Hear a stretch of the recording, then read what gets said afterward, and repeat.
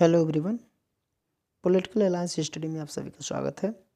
आज के इस वीडियो में हम लोग देखेंगे राजनीतिक विज्ञान के सिद्धांत से संबंधित महत्वपूर्ण प्रश्न जो बीए फर्स्ट सेमेस्टर के लिए बहुत ही महत्वपूर्ण है। तो चलिए देखते हैं।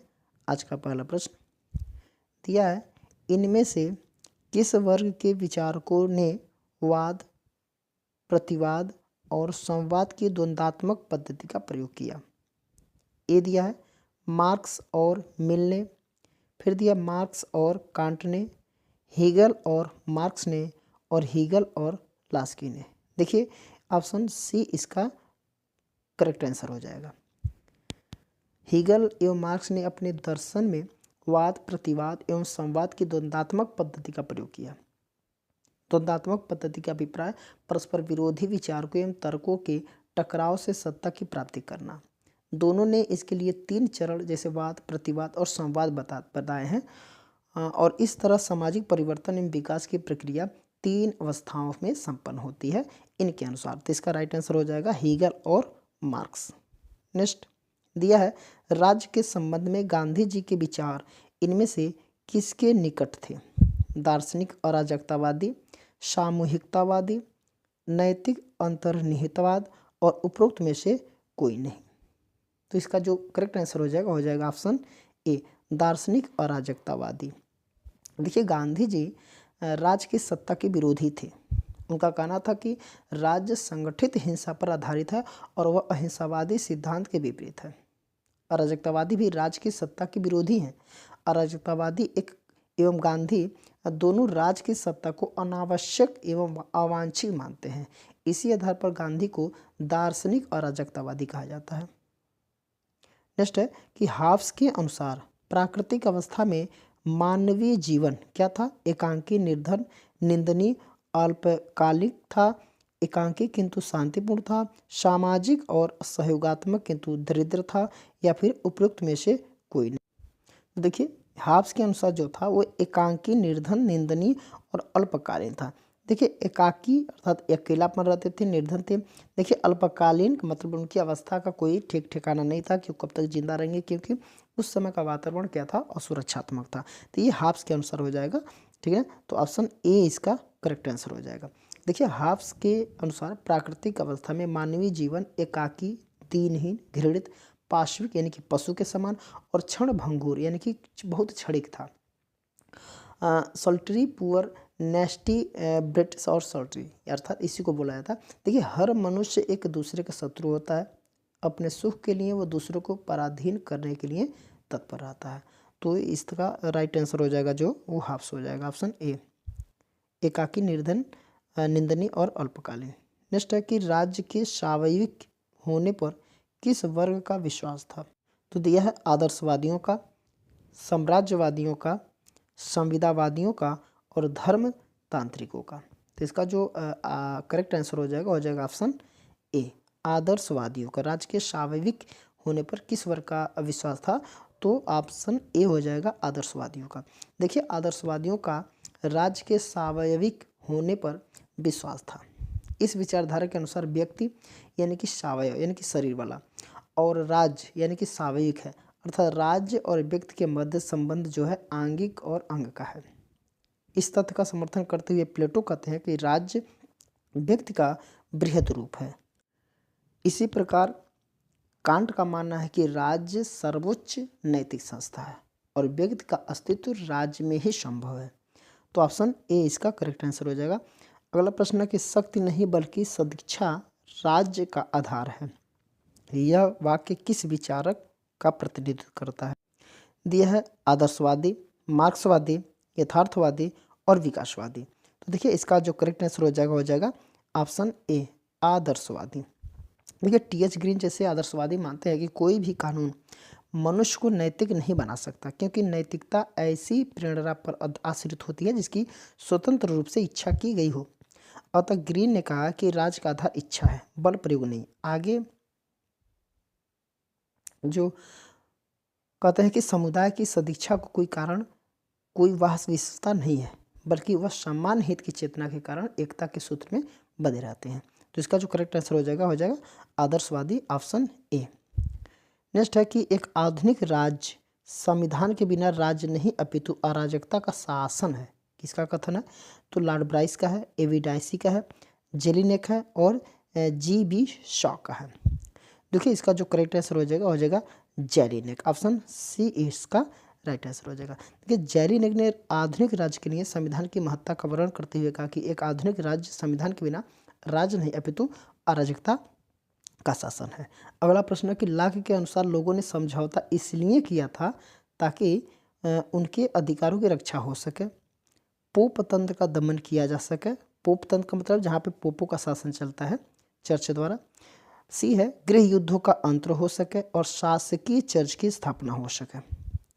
तो इसका जो करेक्ट आंसर हो जाएगा वो हो जाएगा ऑप्शन ए, उनके अधिकारों की रक्षा हो सके। देखिए लाक के अनुसार समझौते के माध्यम से सरकार को ऐसा सुरक्षित और शांतिपूर्ण वातावरण बनाने का दायित्व सौंपा गया जिसमें नागरिक समाज के सदस्यों के अधिकारों की रक्षा हो सके, और यदि सरकार कभी अपने उस कर्तव्य के विमुख हो जाती है तो नागरिक समाज उसका विरोध कर सकता है।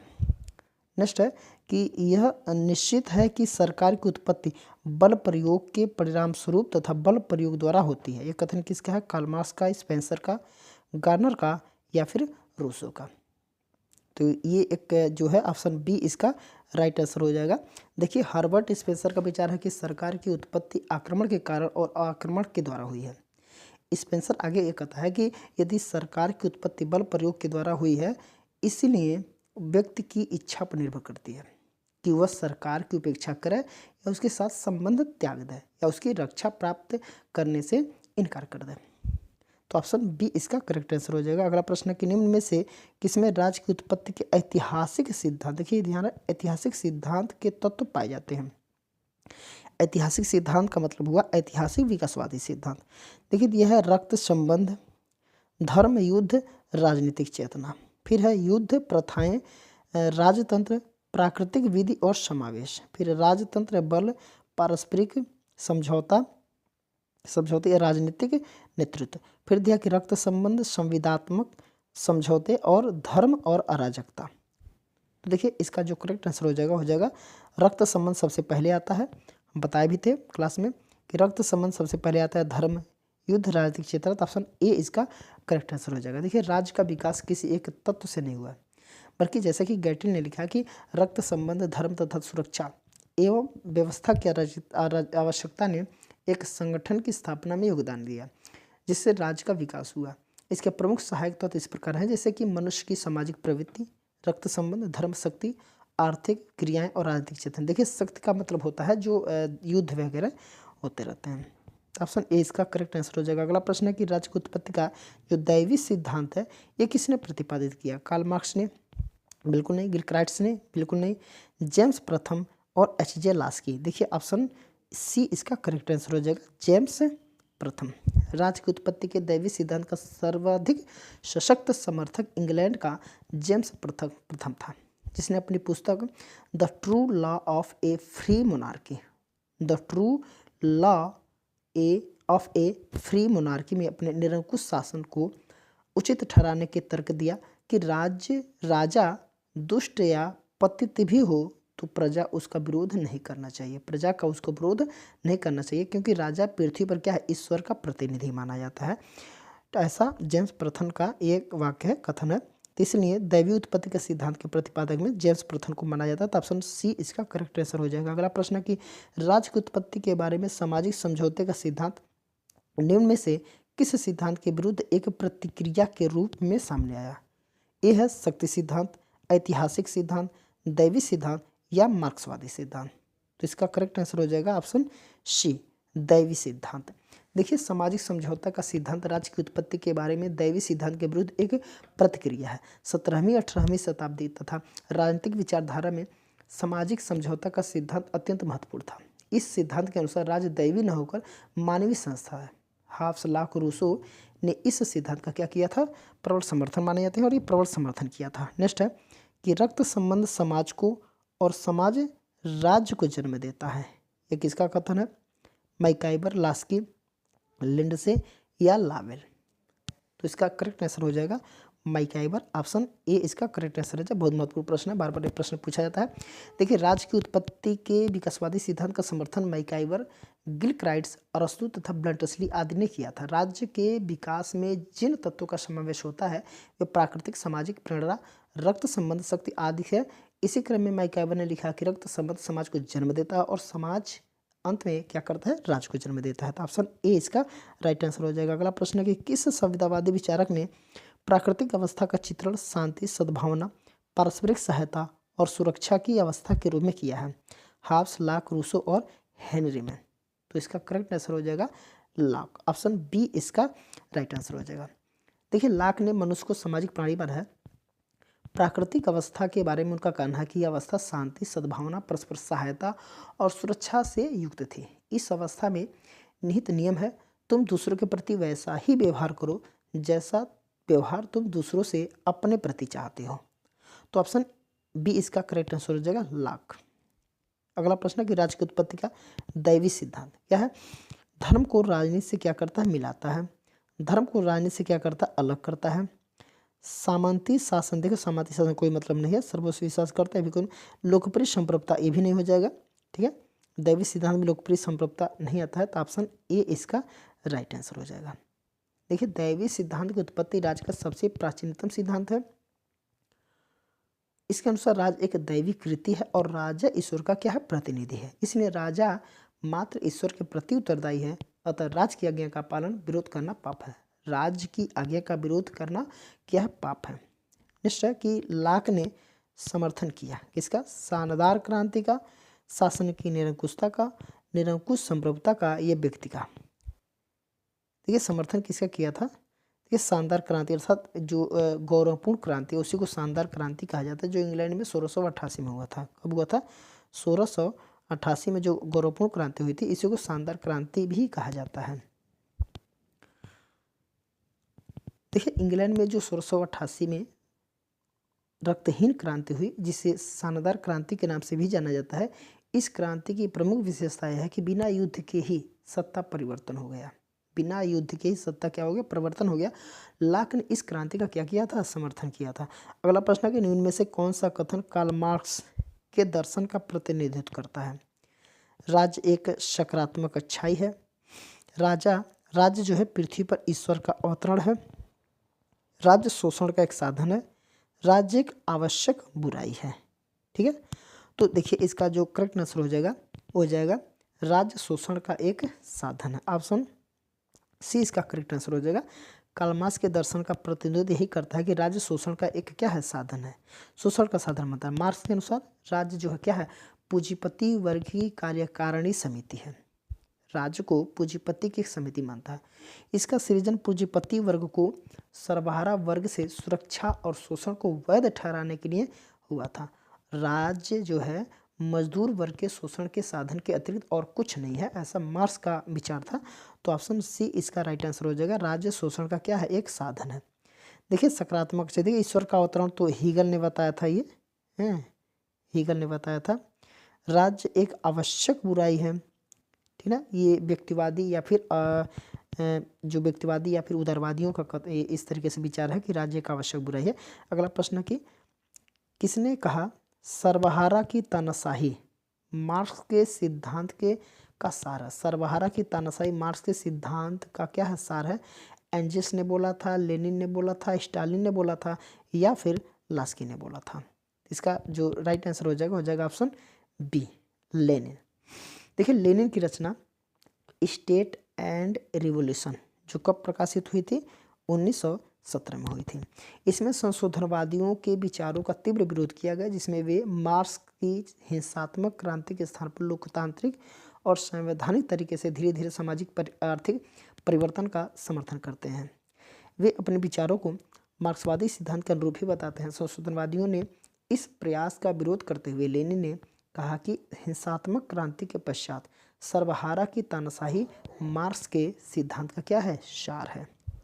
तो ऑप्शन बी इसका करेक्ट आंसर हो जाएगा। अगला प्रश्न है कि सामाजिक परिवर्तन सामाजिक समझौता सिद्धांत वर्णन करता है किसका, राज्य के स्वरूप का, राज्य के कार्यों का, राज्य की उत्पत्ति का, या फिर इनमें से कोई नहीं? तो ऑप्शन सी इसका राइट आंसर हो जाएगा। राज्य की उत्पत्ति का सामाजिक समझौता का सिद्धांत क्या करता है? राज्य की उत्पत्ति का सिद्धांत बताता है। ऑप्शन सी इसका करेक्ट आंसर हो जाएगा। प्राकृतिक अवस्था में संघर्ष की स्थिति में सशस्त्र और चिंतित होकर मनुष्य की बुद्धि और विवेक ने यह सोचा कि आत्मसंरक्षण के लिए इस भयावह दशा का अंत किया जाना बहुत ही आवश्यक है। इसलिए उन्होंने क्या किया? समझौता किया, और समझौते के परिणाम स्वरूप राज्य की उत्पत्ति माना जाता है। ऐसा हुआ। अगला प्रश्न है कि राज्य न ही ईश्वर की रचना है, न श्रेष्ठ शारीरिक बल की, न ही प्रस्तावों एवं सम्मेलनों की कृति है, न परिवार का मात्र विस्तार है। ये किसका कथन है? मैकाइवर का, गार्नर का, गेटल का या मॉर्गन का? तो इसका जो करेक्ट आंसर हो जाएगा ऑप्शन बी, गार्नर का। गार्नर ने इस तरीके से कहा कि राज्य न ही ईश्वर की रचना है, न श्रेष्ठ शारीरिक बल की, न ही प्रस्ताव एवं सम्मेलनों की कृति है, न ही परिवार का मात्र क्या है? विस्तार है। नेक्स्ट, राज्य की उत्पत्ति का पितृसत्तात्मक सिद्धांत जुड़ा है। राज्य की उत्पत्ति का क्या है? पितृसत्तात्मक सिद्धांत जुड़ा है। क्या है? जेम्स के नाम से, हेनरी मैन के नाम से, लास्की के नाम से या मॉर्गन के नाम से? तो इसका जो राइट आंसर हो जाएगा हेनरी मैन के नाम से। ऑप्शन बी इसका राइट आंसर हो जाएगा, हेनरी मैन के नाम से। देखिए, प्रारंभिक काल में कुटुंब पितृ प्रधान था। हेनरी मैन ने अपनी पुस्तक एंशियंट लॉ तथा अर्ली हिस्ट्री ऑफ इंस्टीट्यूशन में पितृ प्रधान सिद्धांत का प्रतिपादन किया। हेनरी मैन के अनुसार समाज के प्राचीनतम इतिहास की आधुनिकतम खोज इस निष्कर्ष की ओर इंगित करती है कि समूहों को एकता के सूत्र में बांधने वाला प्रारंभिक बंधन रक्त संबंध था। क्लियर? तो इसके हिसाब से ऑप्शन बी इसका राइट आंसर हो जाएगा। तो देखिए, आज के लिए मात्र इतना ही। इसके आगे के प्रश्नों को हम लोग अगले वीडियो में देखेंगे। और जो लोग हमारे चैनल पर नए हैं वो हमारे चैनल को सब्सक्राइब कर देंगे। और आप लोग कमेंट नहीं कर रहे हैं, जितने लोग देख रहे हैं हमारी इसी वीडियो को, वो कमेंट में कुछ ना कुछ लिखें। अच्छा लग रहा है वीडियो, बुरा लग रहा है वीडियो, ये ख़राब है, कुछ भी लिखें, लेकिन लिखें ज़रूर। लाइक करें और कमेंट भी करें, और मित्रों के पास शेयर करें ताकि इस प्रश्न का जो उनके पास भी उपलब्ध हो जाए।